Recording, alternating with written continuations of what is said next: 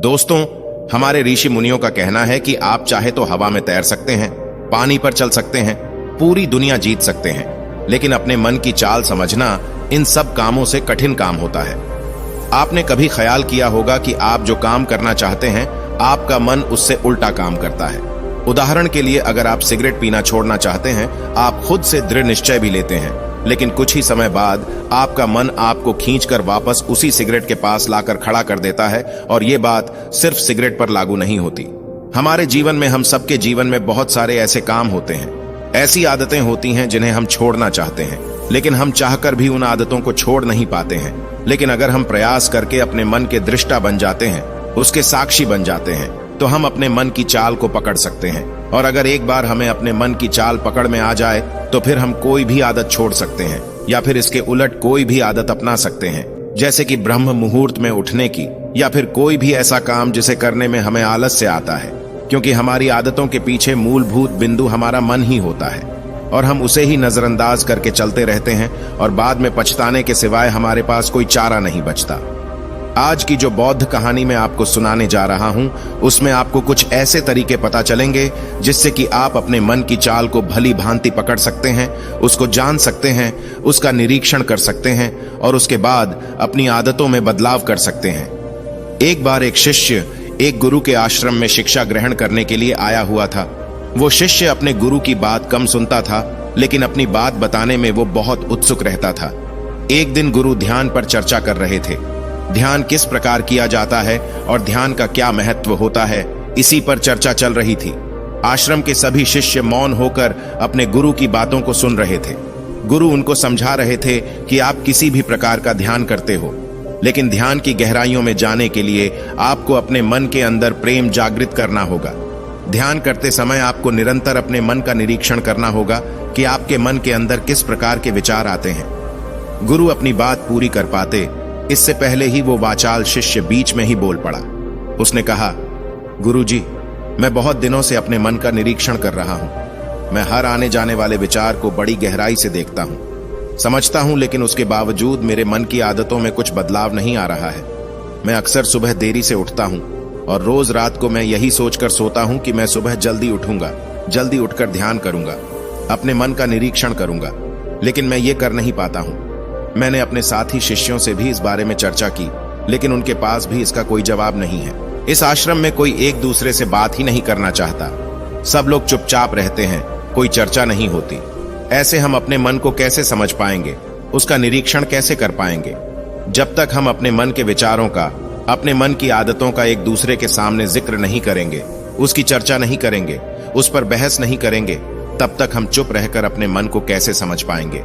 कृपया करके इन सभी शिष्यों को समझाने की कृपा करें कि कम से कम एक दूसरे से अपने मन की बात साझा तो करें।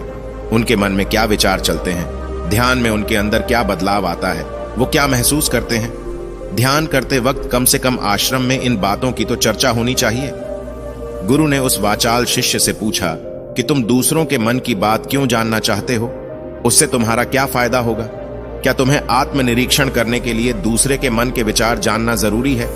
उनके मन में क्या चलता है, इससे तुम्हारा क्या फायदा होगा? क्या तुम मुझे इस बात का उत्तर दे सकते हो? वह वाचाल शिष्य ने अपने गुरु से इस प्रकार के उत्तर की अपेक्षा नहीं की थी। उसने सोचा कि बात तो गुरुजी ठीक कह रहे हैं, इससे मेरा क्या फायदा होगा?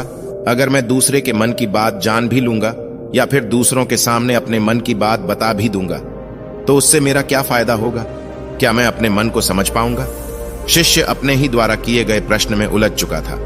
उसके पास इसका कोई उत्तर नहीं था, लेकिन फिर भी उसने दूसरे शिष्यों के सामने अपनी बात को ऊंचा दिखाने के लिए गुरुजी से कहा कि गुरुजी, अगर हमें यह पता चल जाएगा कि दूसरे के मन में क्या विचार चलते हैं और उन विचारों का वो ध्यान में जाकर किस प्रकार निरीक्षण करते हैं, तो इससे तो हमें भी ध्यान लगाने में आसानी रहेगी।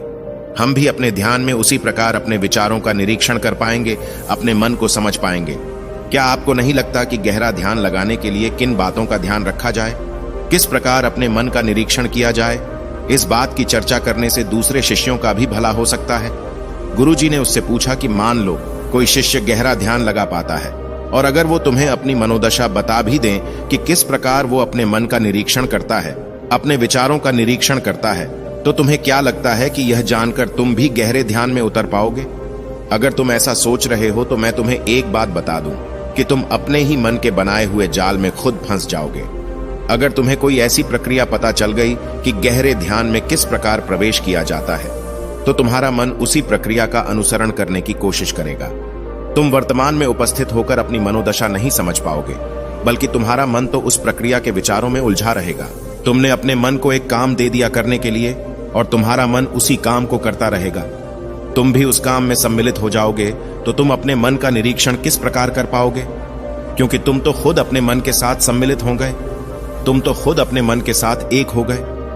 गुरुजी ने बताया कि तुम अपने मन को तभी समझ सकते हो जब तुम अपने मन से अलग हटकर अपने मन को देख पाओगे, अपने मन की चाल को दूर से खड़े होकर समझ पाओ। जिस भी विषय को या जिस भी चीज को तुम्हें समझना होगा, तुम्हें उसे अलग होकर देखना होगा। अगर तुम उसके साथ एक हो गए तो तुम उसको कभी नहीं समझ पाओगे, तुम उसके साथ सम्मिलित हो जाओगे। जिस प्रकार तुम अपने विचारों को समझने की कोशिश करते हो, लेकिन विचारों को समझते समझते तुम अपने ही विचारों में खो जाते हो। कभी अनुभव किया है तुमने?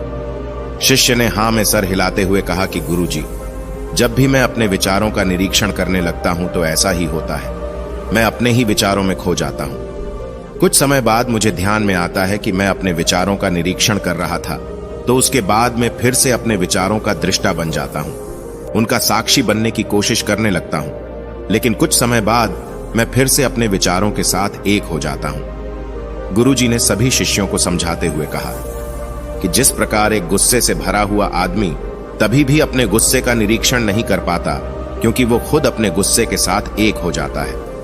वो अपने गुस्से को ही अपना अस्तित्व मान लेता है और इसीलिए वो ये कभी नहीं देख पाता कि ये गुस्सा उसके मन को किस प्रकार प्रभावित कर रहा है, किस प्रकार ये गुस्सा उसके मन को दुखी कर जाएगा। वो कभी नहीं देख पाएगा, क्योंकि उसके पास वो कला नहीं है कि वो अपने गुस्से को अपने से अलग करके देख पाए।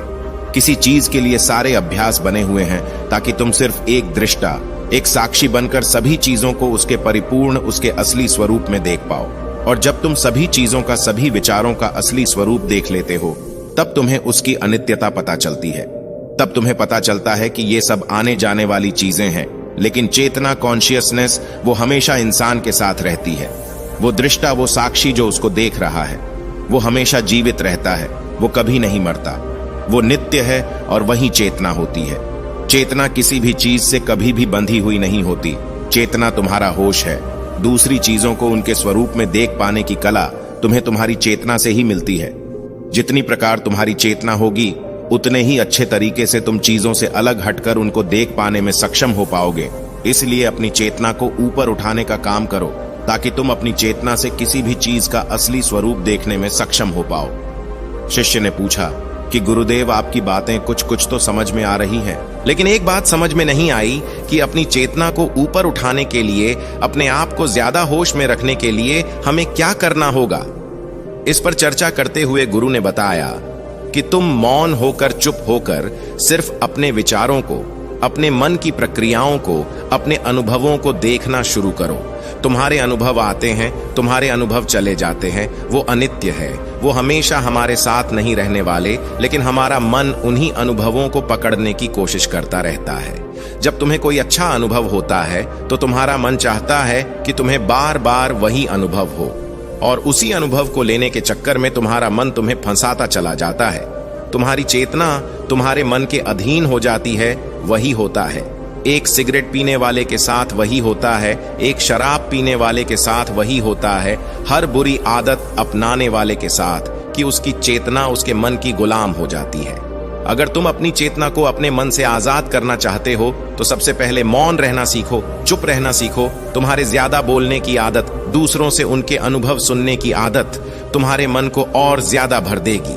लेकिन अपनी चेतना को आजाद करने के लिए तुम्हें अपने मन को खाली करना सीखना होगा। जब तुम अपने मन को खाली करोगे, तब तुम्हें अपनी चेतना का असली स्वरूप दिखाई देगा। तब तुम्हें पता चलेगा कि मौन रहकर, चुप रहकर अपनी चेतना को कैसे ऊपर उठाया जाए, कैसे हमेशा चैतन्य रहा जाए। चैतन्य रहना ही हमारा असली स्वरूप होता है, लेकिन हम उसे भूल चुके हैं अपने मन के अधीन होकर। इसीलिए अपनी चेतना को अपने मन से छुटकारा दिलाना होगा। इसके लिए तुम चुप रहकर अपने मन के विचारों को देखना शुरू करो, उसके अनुभवों को महसूस करना शुरू करो। जब तुम अपने मन के साक्षी हो जाते हो, अपने मन के दृष्टा हो जाते हो, उसे देखने वाले हो जाते हो, तब तुम्हें पता चलता है कि तुम्हारे मन में एक विचार जाता है तो दूसरा आ जाता है, दूसरा जाता है तो तीसरा जाता है, और इस प्रकार जिस तरह सड़क पर भीड़ चल रही होती है, लोगों का हुजूम चल रहा होता है। एक आदमी जाता है तो दूसरा आता है, दूसरा जाता है तो तीसरा आता है। उसी प्रकार हमारे मन की भूमि में अनेकों अनेक विचार आते और जाते रहते हैं, लेकिन धीरे धीरे हम उनसे जुड़ते नहीं हैं, उनके साथ बहने नहीं लग जाते, उनके साथ खो नहीं जाते, बल्कि उनको साक्षी होकर बस देखते रहते हैं। और देखते देखते धीरे धीरे वे सभी विचार विलीन होने लगते हैं, और उसके बाद हमारे मन की भूमि पूरी तरह से खाली हो जाती है। और अब हमें एक पहली बार अपने चैतन्य होने का पता चलता है। हमें पता चलता है कि हमारी चेतना ही हमारा असली आनंद है, वही हमारा स्वरूप है, और उसके लिए अपने मन की भूमि से खरपतवार हटाने जरूरी होती है। उसके लिए मेहनत नहीं करनी, बस उन विचारों को देखते रहना है। एक विचार जाता है तो दूसरा आता है, दूसरा जाता है तो तीसरा आता है। बस देखते रहो, साक्षी बने रहो, दृष्टा बने रहो, और देखते देखते वो विचार विलीन हो जाते हैं। लेकिन इसके लिए तुम्हें चुप रहकर अभ्यास करना होगा, चुप रहकर अपने विचारों का आत्मनिरीक्षण करना होगा, अपने मन की भावनाओं को समझना होगा। कब तुम्हें गुस्सा आता है, कब तुम्हें खुशी होती है, उसे अलग खड़े होकर देखना होगा। जब भी हमें गुस्सा आता है या खुशी होती है या किसी से घृणा होती है, तो हम उस क्षण उत्तेजित हो जाते हैं, और उत्तेजना की वजह से ही हम उन भावनाओं को अलग होकर देख नहीं पाते हैं। लेकिन अगर हम उत्तेजित ना हो, शांत रहे, शिथिल रहे, तो हम अपने मन की भावनाओं को समझ सकते हैं, उनको जान सकते हैं। और जब हम अपने मन की भावनाओं को जानने लगते हैं, तब हमें पता चलता है कि कोई भी भाव हमेशा नहीं रहता। एक भाव जाता है तो दूसरा चला आता है। खुशी हमेशा नहीं रहती, दुख हमेशा नहीं रहता, गुस्सा हमेशा नहीं आता, गिरना हमेशा नहीं होता है। जब इन बातों को हम समझने लगते हैं, तो ये सारे भाव हमारे अंदर से विलीन होने लगते हैं, और सिर्फ एक प्रेम, एक आनंद हमारे अंदर बच जाता है।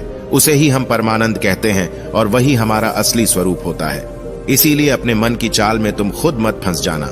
अपने मन की चाल को दूर खड़े होकर बस देखते रहना, और देखते देखते उस चाल में तुम्हारा मन पूरी तरह से विलीन हो जाएगा। और जब कोई मन नहीं बचेगा, तभी हम हर चीज में अपना मन लगा सकते हैं, हर काम को पूरे ध्यान पूर्व कर सकते हैं। असल में मन का विलीन होना ही ध्यान में प्रवेश होता है। जब तक हमारा मन हावी होता है, तब तक हम ध्यान में प्रवेश नहीं कर पाते, क्योंकि हमारा मन करेगा तब हम ध्यान करेंगे, और जब हमारा मन नहीं करेगा तब हम ध्यान नहीं करेंगे, और ऐसा हर काम में लागू होता है।